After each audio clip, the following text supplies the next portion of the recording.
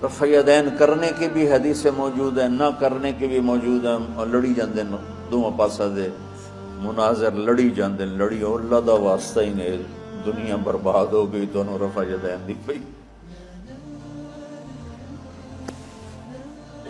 करो अफजल है, ये अफजल की बात चली, ना करो अफजल है। हम जो नहीं करते तो हम कहते हैं कि अफजल है ना करना, करना चाहो तो कर लो, कोई मसला नहीं। और जो कहते हैं करना है वो भी कहते हैं अफजल है करना, ना करो तो। यह उम्मत बर्बाद हो रही है, ये छोटी छोटी बातों पे मुनाजरे हो रहे हैं। मैंने एक मुनाजरा सुना तो मुझे बड़ी तकलीफ हुई है, इस पर सोशल मीडिया पर रफ़यदैन पे हो रहा था। इधर देवबंदी थे, इधर अहले हदीस से, और लड़ी जाते लड़ी।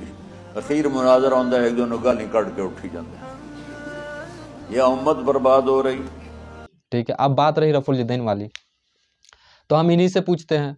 जैसे मैंने जिक्र कर दिया था कि 5 इमाम है, इमाम जाफ़र अस-सादिक रहिमहुल्लाह ताला व अलैहिस्सलाम को हम लेते हैं। 5 इमाम है, पाँचों इमाम में से 4 इमाम रफ़ुल के कायल थे, और भी है सहाबा इकराम। इमाम तिरमिज़ी रहिमहुल्लाह ताला ने जितने भी सहाबा थे जो रफ़ुल करते थे उनका नाम मेंशन किया है बतौर, ठीक है, और वो हदीसें लेके आए हैं। एक हदीस ऐसी है जिसके निस्बत से और जिसके वजह से ये लोग रफ़ुल के कायल नहीं है। वो हदीस अब्दुल्ला इब्न मसूद रदियल्लाहु ताला अन्हु व अलैहिस्सलाम की है, जो इमाम तिरमिज़ी ऑलमोस्ट 254 हदीस नंबर है गालिबन। उसमें वो अब्दुल्ला इब्न मसूद रदियल्लाहु ताला अन्हु कहते हैं कि मैंने रसूलुल्लाह सल्लल्लाहु अलैहि वसल्लम को देखा कि जब वो नमाज के लिए खड़े हुए, फिर अल्लाहु अकबर कह के तकबीर तहरीमा किए, जिसमें वो दोनों हाथ अपने कंधों और कानों तक उठाएं। उसके बाद मैंने देखा ही नहीं कि वो पूरे नमाज में हाथ उठाए होंगे। और इमाम तिरमिज़ी उस हदीस के नीचे लिख रहे हैं कि ये हदीस ज़ईफ़ है, ठीक है, उसके नीचे लिखा हुआ है कि ये हदीस ज़ईफ़ है। वो ज़ईफ़ वाला पोर्शन ये पढ़ते नहीं, बोलते हैं हदीस तो हदीस होती है। यार कैसे होगी यार? मैंने आपको बता दिया सही मुस्लिम का मुकदमा में, जो सहाबी का मेंशन ना करे, अगर कोई ताबी हो बीच में सहाबी का मेंशन ना करे, यानी सहाबी का ज़माना ना पाए, तो उसे हदीस हम कैसे ले सकते हैं? बाज़ वक़ात शैतान भी जो है इंसानी शक्ल में आके हदीसें रिवायत कर लिया करता था उस ज़माने में, ठीक है ना। तो और फिर हम एक और बात मैं बता दूं, इमाम अबू हनीफ़ा रहिमहुल्लाह ताला रफ़ुल के कायल नहीं थे। अब ये कहते हैं कि हम इमाम अबू हनीफ़ा को फॉलो करते हैं, इस वजह से हम रफ़ुल नहीं करेंगे, ठीक है। और मौलाना तारिक जमील जो है वो हाफिज़हुल्लाह ताला जो है वो कहने लगे कि उम्मत मरी जा रही है और हम लोग हाथ कहाँ रखनी उसके पीछे पड़े हैं। रफ़यदैन करने की भी हदीस मौजूद है, ना करने की भी मौजूद है, और लड़ी जाते दोवें पासा दे मुनाजर लड़ी जाते लड़ी और अल्लाह दा वास्ता ही ने दुनिया बर्बाद हो गई तो रफ़यदैन दी पई करो अफजल है, ये अफजल की बात चली, ना करो अफजल है। हम जो नहीं करते तो हम कहते हैं कि अफजल है ना करना, करना चाहो तो कर लो, कोई मसला नहीं। और जो कहते हैं करना है वो भी कहते हैं अफजल है करना, ना करो तो। यह उम्मत बर्बाद हो रही है, ये छोटी छोटी बातों पे मुनाजरे हो रहे हैं। मैंने एक मुनाजरा सुना तो मुझे बड़ी तकलीफ हुई है, इस पर सोशल मीडिया पर रफ़यदैन पे हो रहा था। इधर देवबंदी थे, इधर अहले हदीस से, और लड़ी जाते लड़ी। अखीर मुनाजरा होंदा है, एक दोनों गाली कट के उठी जाते। यह उम्मत बर्बाद हो रही। असल बात तो ये है कि सही बुखारी में हदीस है, सल्लु कमा रई तुमुनी उसल्ली। सही बुखारी में 631 नंबर हदीस है, सल्लु कमा रई तुमुनी उसल्ली, नमाज उस तरीक़ा से पढ़ो जिस तरीक़ा से मुझे पढ़ते हुए देखते हो। और ये हदीस जो है वो, इसके रावी जो है वो एक सहाबी है जो असहाबे सूफ़ा जो एकेडमी था, मालिक बिन हवैरिस, इसके रावी है। वो कहते हैं कि जब मैं नया नया मुसलमान हुआ था तो मैं रसूलुल्लाह सल्लल्लाहु अलैहि वसल्लम के पास दीन सीखने के लिए था 20 दिन। जब एंड हुआ तो हमें तो घर जाने का मन कर रहा था, हमारे बच्चों का, बीवी का, हमारे परिवार का, माँ बाप का याद आ रहा था।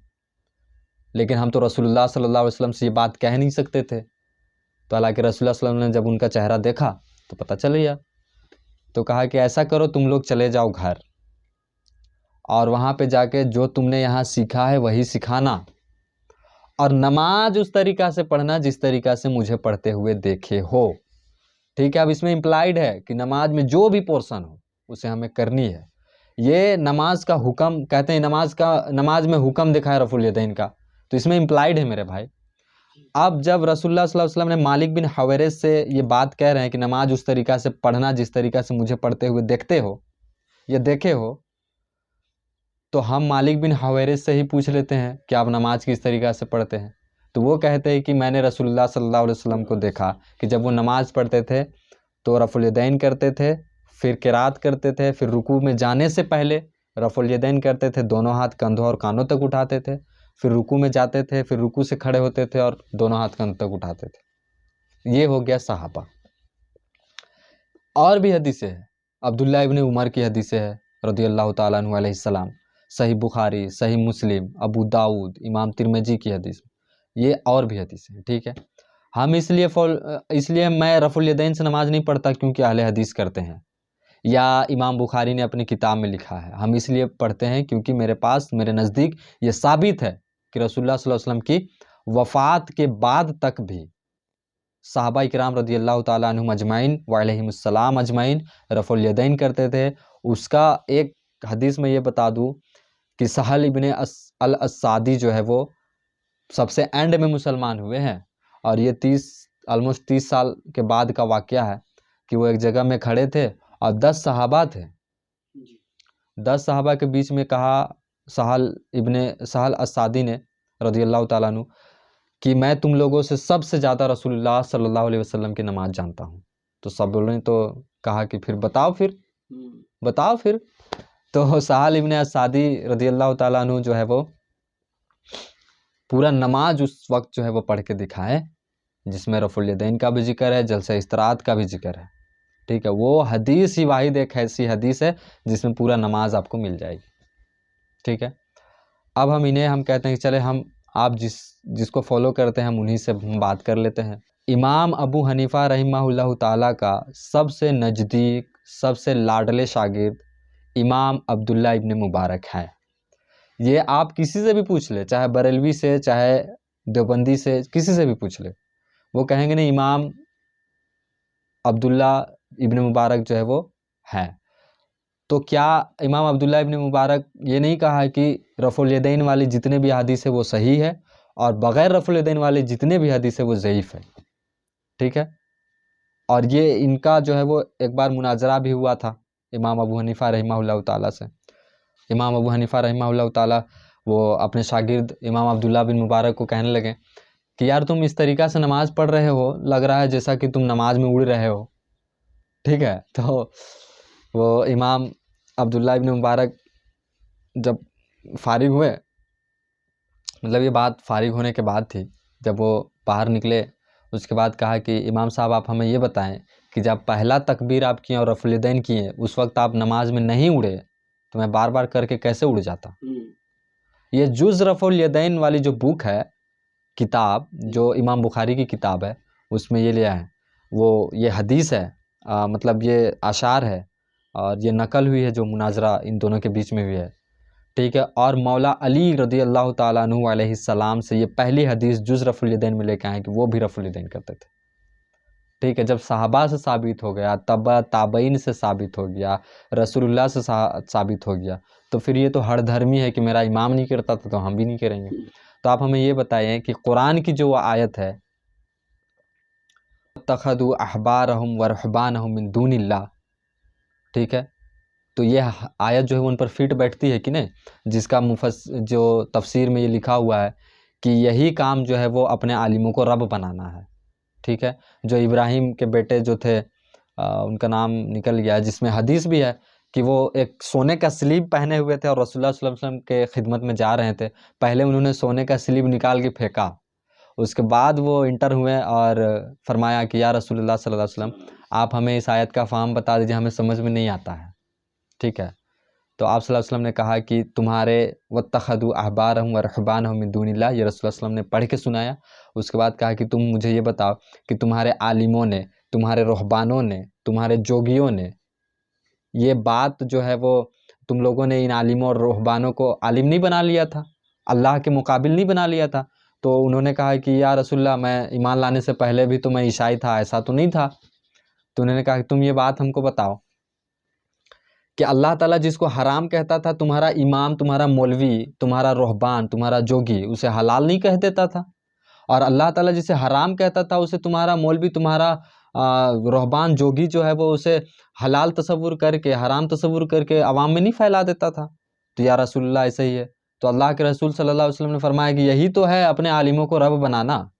तो मेरे भाई, मैं यही तो कहता हूँ, जब हर तरीका से साबित हो गई है तो यही तो है फिर अपने आलिमों को रब बनाना। शाह वलीउल्लाह देहलवी ने ये बात लिखी है अपनी किताब में कि जब हमारे पास, और अहले सुन्नत का मनहज भी है ये, जो हम अपने आप को कहते हैं ना अहले सुन्नत, तो अहले सुन्नत का मनहज ये है कि जब हमारा कोई मामला दरपेश हो, और ये उमर रदी अल्लाह ताला अन्हु जो अपना कूफा में जो ये अपना गवर्नर लगाए थे, उनका नाम मैं भूल रहा हूँ, तो उन्होंने चिट्ठी लिखी थी, यानी उमर रदी अल्लाह ताला अन्हु ने चिट्ठी लिखी थी कि जब तुम्हें कोई मामला दरपेश हो, और शाह वलीउल्लाह देहलवी ने भी ये बात अपनी किताब में लिखी है कि जब किसी को कोई मामला दरपेश हो तो सबसे पहले उस मामला का सोल्यूशन, प्रॉब्लम का सोल्यूशन किताब, अल्लाह की किताब में ढूंढे, और वहाँ ना मिले तो हदीस में ढूंढे, और हदीस में भी ना मिले तो सहाबा के अकवाल में भी ढूंढे, और उसमें भी अगर ना मिले तो इज्तिहाद कर ले। ठीक है ना, अपने आप में कोई डिसीजन, लेकिन तुम अगर इज्तिहाद ना करो तो ये बेहतर है। ये रसूल सल्लल्लाहु अलैहि वसल्लम की हदीस है। तो अब आप किस तरीक़ा से कहते हैं, तो हमारे पास पूरा चीज़ मिल चुकी है। ये वाज़ेह तौर पे जाहिर है कि हमें रफ़ुल यदैन करनी है, और सिर्फ दुनिया में सारे इमाम के मानने वाले करते हैं, सिर्फ देवबंद और बरेलवी के मतब फ़िक्र के लोग नहीं करते हैं। उसमें भी अब बहुत टॉलरेंस आ गई है, तो बहुत सारे लोग करते हैं।